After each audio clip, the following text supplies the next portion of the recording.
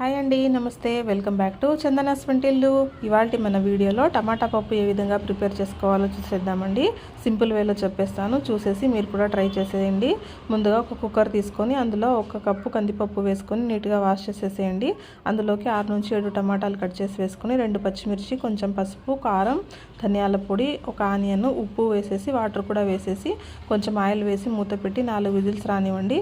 ఈలోగా మనం వెల్లుల్లి ఒలిచి పెట్టుకుందాం, చింతపండు కూడా నానబెట్టుకుందాం. 4 విజిల్స్ తర్వాత ఇప్పుడు చూడండి కందిపప్పు ఉడికిపోయింది. దీన్ని బాగా స్మాష్ చేసేసుకొని ఇందులోకి మనం నానబెట్టుకున్న చింతపండు జ్యూస్, అలాగే ఎంత వాటర్ కావాలో చూసుకొని కలిపేసేసుకొని టేస్ట్ చూసుకొని ఉప్పు కారం ఏమైనా తక్కువైతే వేసేసుకొని పక్కన పెట్టేసేయండి.